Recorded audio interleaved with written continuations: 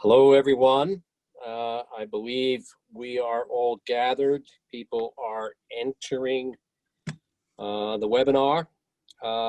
Good morning, good afternoon. My name is John Gleer. I'm the Chief Executive of GG&A based here in Chicago. Many of you who have joined these thought leadership sessions before know that we've had the great privilege over the past 7 months of talking with a number of extraordinary leaders in the advancement profession. Bob Lasher, the Senior VP at Dartmouth, is one such leader, and we are delighted to have Bob this morning. Thank you, Bob, for joining us, and welcome to this discussion. Thank you very much, John. Good to be here. Hey, great. So before I properly introduce Bob, let me remind all of you that we very much welcome your questions and feedback to these sessions. Given our brief time frame of 30 minutes today, however, we are unable to take questions live. However, Bob has graciously agreed to address all of your questions afterwards, and we will endeavor to post those questions along with Bob's answers to the website in the next several days, along with a recording of this interview. Bob has also offered to share his email address for any of you that would like to reach out to him directly. Now, let me say just a few words of introduction about Bob. You've seen his resume. Bob is the Senior Vice President for Advancement at Dartmouth. He has led Dartmouth's Global Alumni Relations and Development Organization since 2013.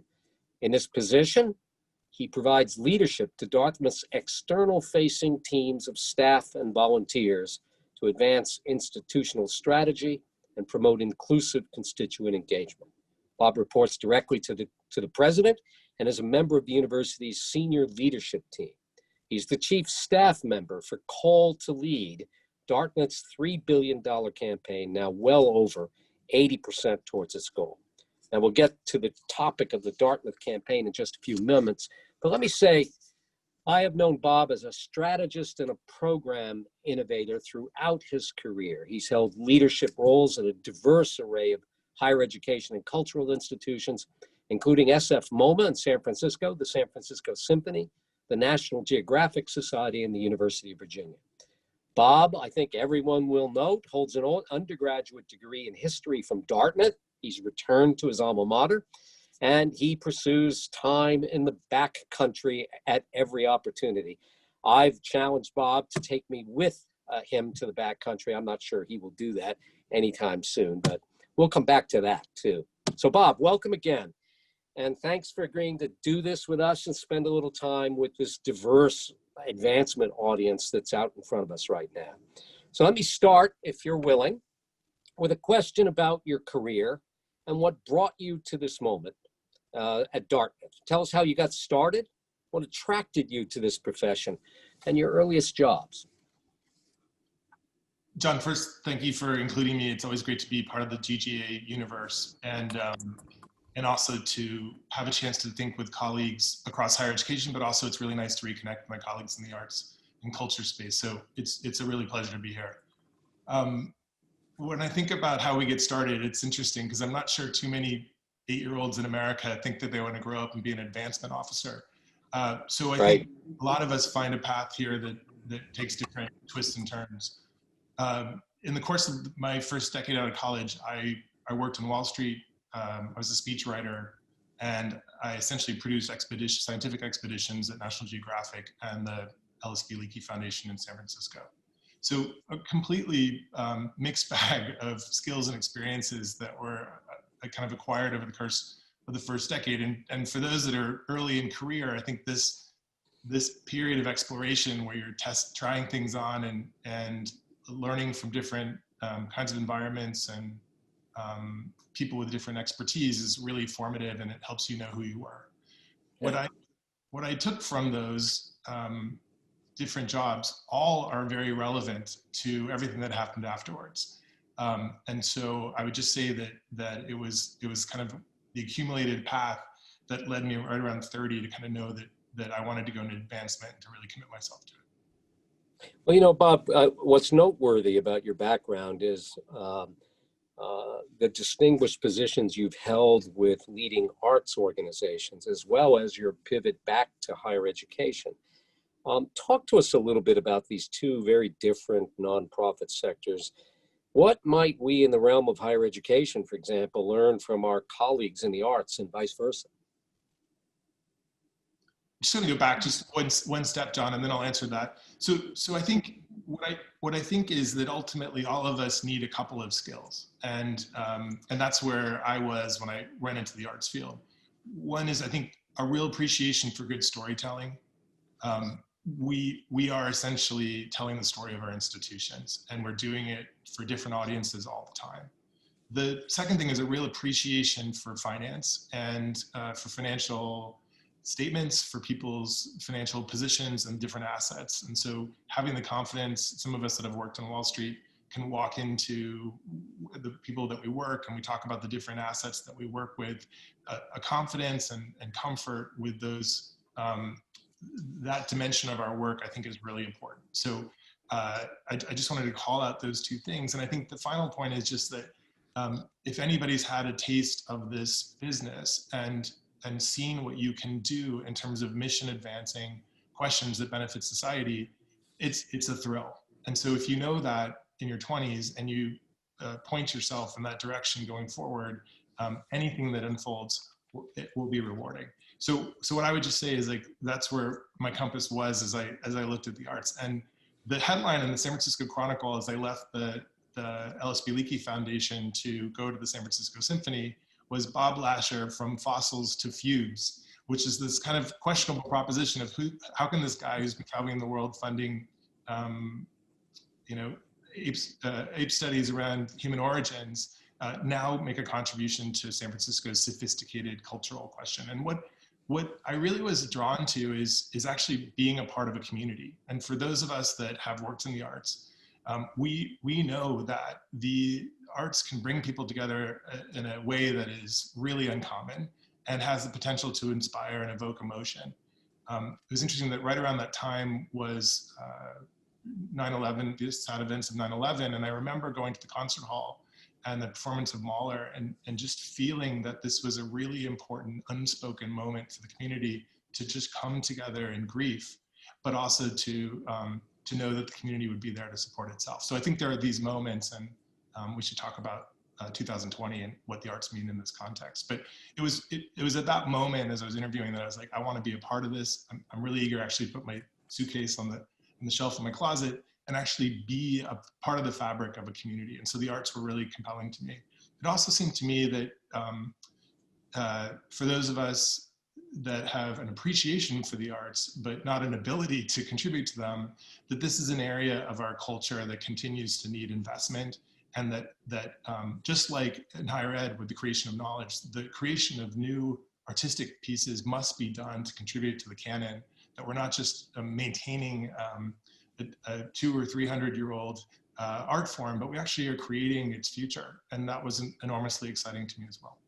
I will just say that I went to my first symphony event, and it was a small quartet in somebody's home, about 50 people.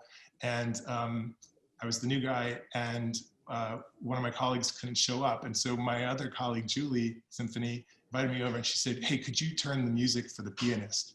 And just, I don't read music. And so I realized that I was sort of working with a group of colleagues in advancement that all had an appreciation for the arts that far exceeded mine. And I learned a lot from them. And I'll just say that if you work at a symphony, any office birthday party has the most harmonious singing that ever you will encounter. So Bob, you're demonstrating that you've learned how to be a great storyteller. Those are wonderful stories. Let me just ask you, as you talk a little bit about your career, any experiences with particular leaders or some of the particular institutions you worked with that made a difference in your growth as a professional? Yeah, I mean, I think that for any of us that work in places where we are not the lead producers of vision of the mission. So in an arts organization where the advancement organization supports the artistic program, the museum the same way, and in higher education, of course, the faculty and the student work.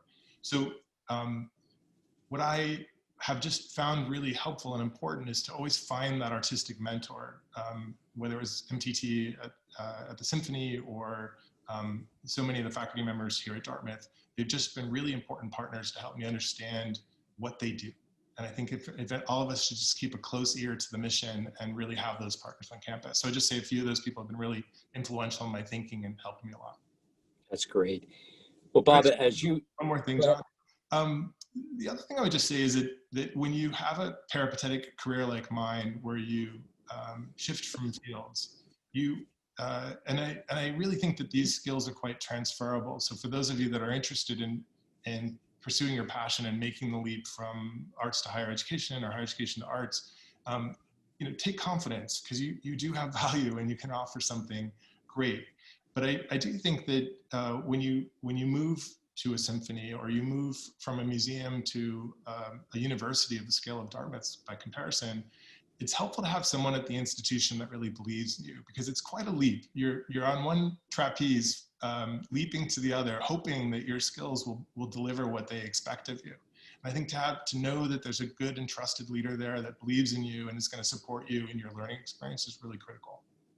Nonetheless, as I listened to you, Bob, it must have been challenging for you to leave the community you built in San Francisco to build a whole new community in Hanover, right? Yes, but what a community it is. I'm in love with this place. And the nice thing about a college or university town is you have your immediate community, and then you have your global community. And Dartmouth one, as you know, is quite yeah. So let me push toward some of the distinctive roles that you've played. As you and I have known one another over the years, Bob, you have played a very important role around principal gifts. Talk to us just for a moment about that particular role, how you've seen it evolve over time across both sectors, but for you as well, how has it shaped your thinking as an advancement leader?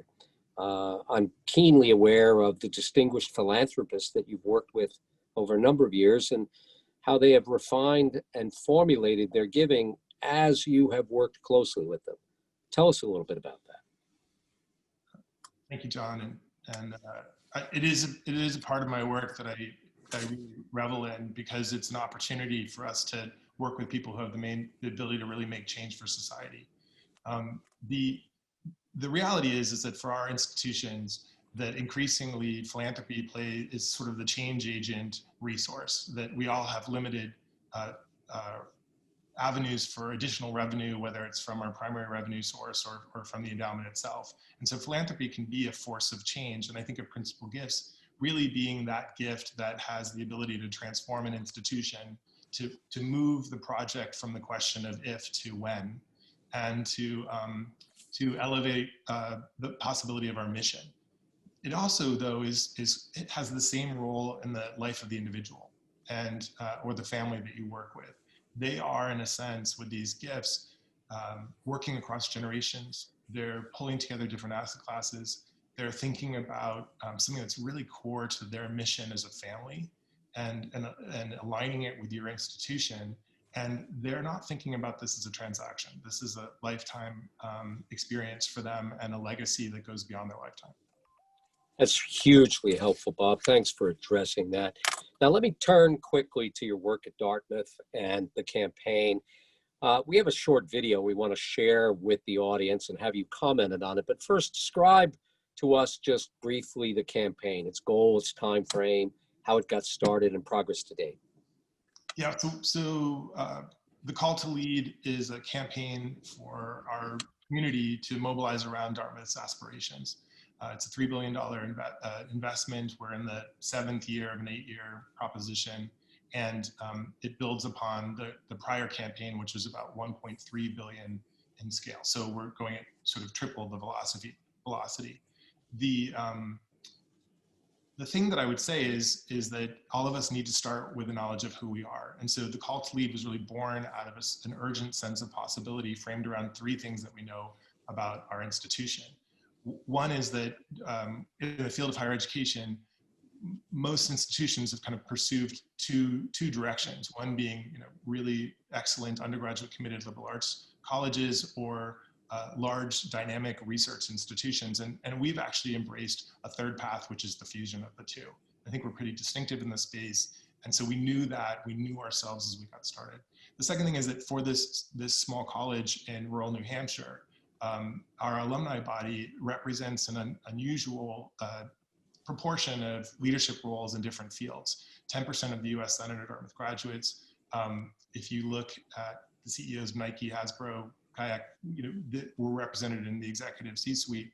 And then I also think about entertainment and culture. And if you think about who's been writing the creative forces behind Game of Thrones, Scandal, Grey's Anatomy, and anything with Mindy Kaling in it, you can know that those are Dartmouth alums. So we knew that we had a sort of leadership mattered for us. And then the last piece is that we were really intrigued by the reality that as undergraduates were coming to Dartmouth, they were not really settling for the proposition of making a difference to society in a few years after they graduated in graduate school, but they're actually coming with ideas that they wanted to bring to life in the course of their education at the institution. And so the call to lead was really a framing around how do we double down on these virtues and really create a differentiated educational proposition that would actually benefit society through the creation of leaders.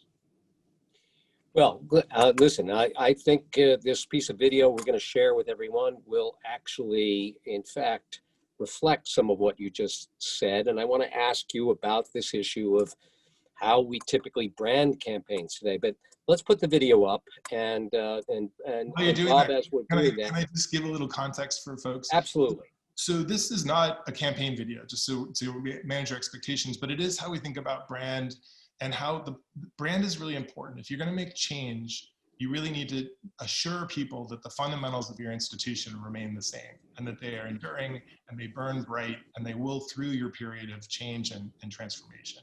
So it really felt to us that it was important to start out with a common story. How do we tell the story of who Dartmouth is today? It happened to be, as we were launching the campaign, also our 50th anniversary. And so learning from my friends at National Geographic, we traveled the globe for a year. We invited all of our community. We tried to get 25% of them to have this experience. We designed them not as events, but as experiences with like a real sensory connection to nostalgia. And if you can imagine, we're all in a room together, the lights go dark, and this is how we began.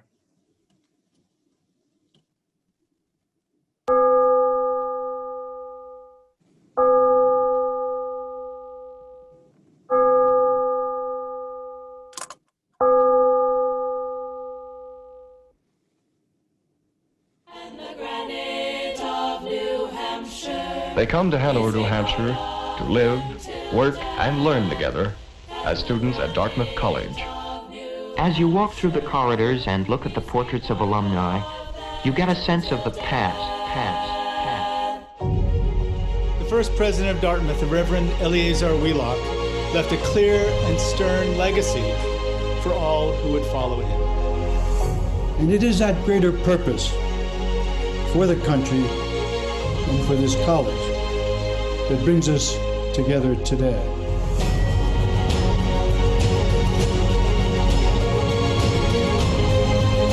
Before we can change the world, we must be the strongest that we can possibly be.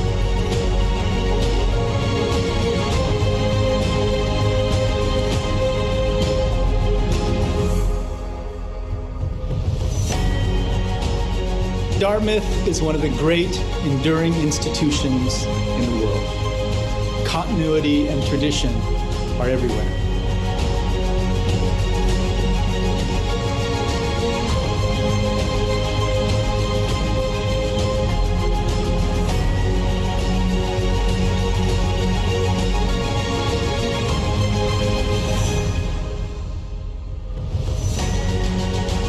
The Navy named Dartmouth for the location of its largest unit in the Navy college training program.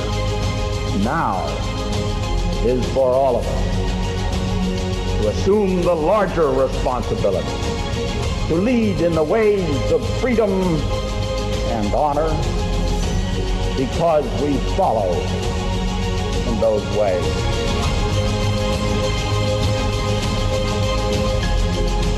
Two things combined to thrust Dartmouth right into the middle of this new social revolution. Men and women of Dartmouth. You take it in. You breathe this rare air. You feel alive. You be yourself.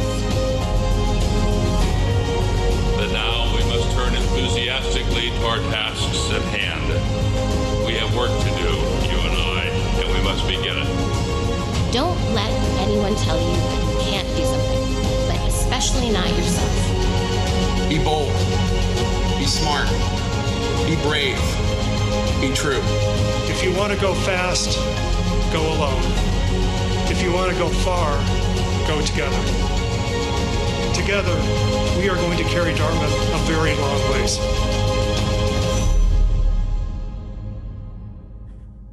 So Bob, that's pretty inspirational. Let's talk a little bit about this branding issue. Your thoughts. And your thoughts about the modern comprehensive campaign and how this sort of sets the stage. Yeah, I still get a little bit of goosebumps when I watch it. So I just want to thank all my colleagues back in Hanover that produced such a magnificent piece, and give them all the credit because they did a masterful job. No, I think what's really important is that brand does a couple things for us. If you know your institutional identity, and I think sometimes when we're starting campaigns, we don't spend enough time going deep into who are we? And the reason why I say that is that ultimately campaigns are about strategic differentiation and distinction. And so if you don't know your place in the universe and you aren't clear on what your proposition is as an institution, it becomes more difficult to then inspire investment to take it to the next level. So I think about it in three ways. It was really important to build a collective sense of what our common experience was. What are these things that bring us all together and unify us? And so that helps us. It also let us know who we are in the universe and what makes us special. And I think that those things, those kind of qualities and that kind of deep exploration was important to do. And then I would just lastly say, sort of as we execute the campaign, it's been really important to make sure, and a global campaign at that brand provides discipline, framing, and consistency across a global organization. So we've got 250 people working across the country and the world, and volunteers as well. And so what's the story that they tell when they're in their meetings? How are they representing the vision for the institution? And I think we just really need to make sure that there's discipline and common experience as we represent our proposition. So Bob, let me take us from there to another really important element in the Dartmouth culture. It's volunteer culture, especially the annual fund has a formidable reputation for that tradition. And could you say a few words about the role of the Dartmouth board and other volunteer leaders, particularly in this campaign? How has their role been similar to other campaigns you planned and executed, and your other previous fundraising roles? Yeah, it's an intriguing question. I'm glad you asked it. I'm going to think about it as we talk, but here are a couple observations. What I have found coming out of the cultural organizations is that volunteers play an outsized role. As we may know, boards there are incredibly consequential, not only to their resourcing, but also to their management and oversight.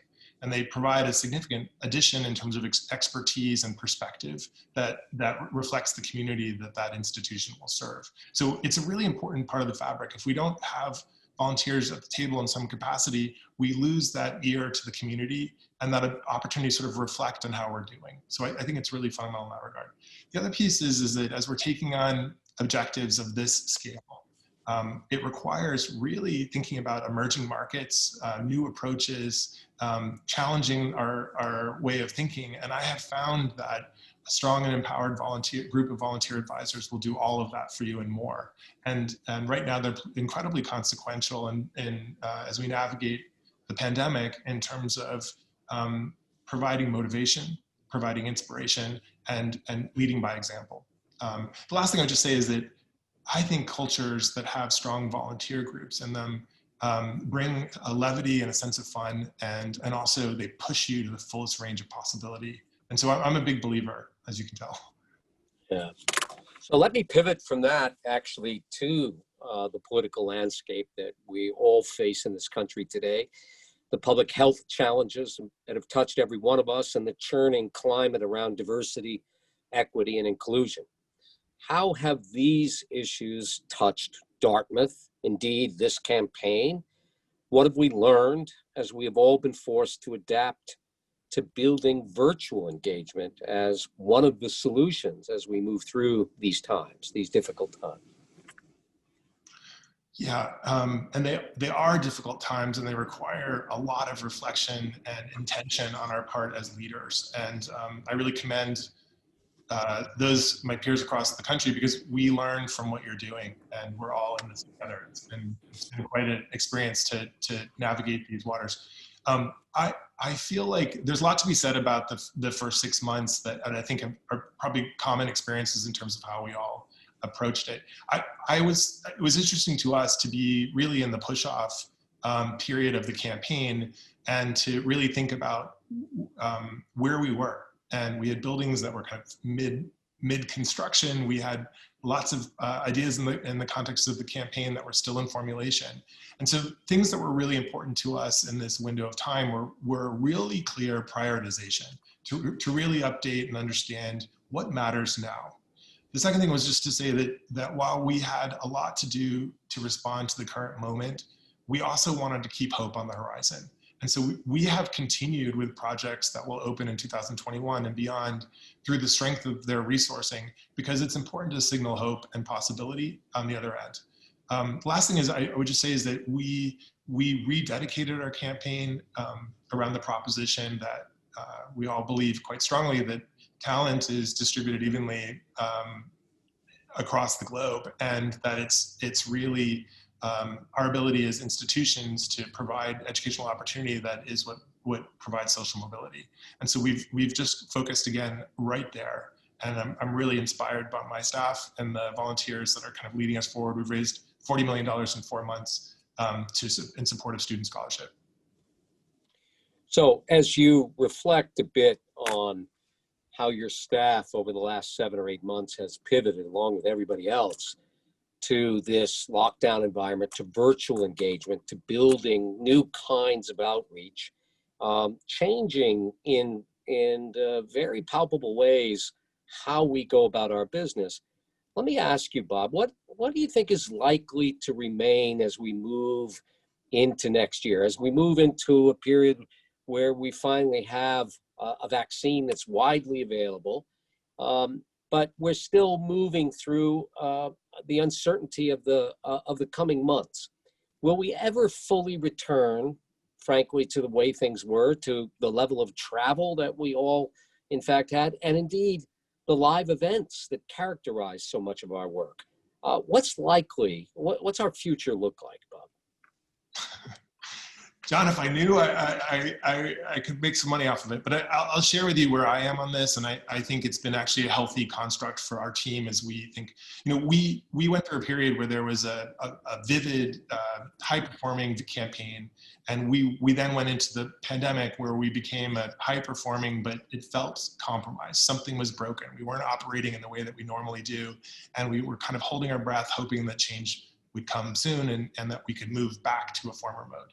We liberated ourselves from that this summer. We said, actually, this is a magical moment in some context. Our mission has never been more clear. Our purpose is driving us forward, and we broke some glass. And so we've completely committed ourselves to a 100% digital engagement year, as many have. But I think we did it with really high aspirations and a sense of strategy. And what we're clear about is that it will be a hybrid world when we return to. It will never go back to just live events on their own. And so we're building a capacity to understand how do we make the most inclusive proposition. And what's so encouraging about it is that so many more people are participating in the experiences that we're creating than normal. Live events are limiting. They constrain you to geography and to space, and they're incredibly expensive. This is a much more democratic way to bring people into your mission. The other thing I think there are just 2 other takeaways for me that I think are really fundamental. One is that in the spirit of breaking glass, we inherit a philanthropic tradition that is largely Anglo-Saxon or Catholic, and there are other cultures of charitable practice that we have to learn from. And when we do, we will see that our cultures, our advancement organizations will start to reflect better the communities that we serve. And I think that we are all moving from in the museum world, an exhibition that focuses on Mexican photography or concert on Chinese in the sort of Lunar New Year, or in the case of Dartmouth programming, making sure that there is a representative from our broader community. We're actually going much deeper and challenging the assumptions that we make about our philanthropic propositions, the communities we work with, and the programs we offer. I find it liberating, and I also just want to credit my younger staff on our team for really pushing us on this and bringing these questions to the table and really inspiring the way forward. I think the more us senior leaders can listen to our younger team members, the more nimble we'll be in terms of responding to these societal expectations. The last thing I would just say is that I think each of us as leaders has become much more in tune with the need to provide wellness and attention to our staff, well-being, their ability to do the work in these challenging remote circumstances. We are becoming better leaders because we're really thinking a lot more about our team members as holistically, not just in their professional capacity, but also what their personal life is going through. So Bob, let me close with, as you reflect on what you've just shared with us about the Dartmouth community, how it's pivoted. Let me ask you if you have any thoughts or advice for your colleagues across the various nonprofit sectors, the arts as well as higher education, and the challenges of this virtual digital world that you just talked about fully inhabiting, and even the campaigns that are likely out there in the future. What advice do you have as we look at the future of advancement in the coming months, coming years? And I think this is a wild period of innovation, and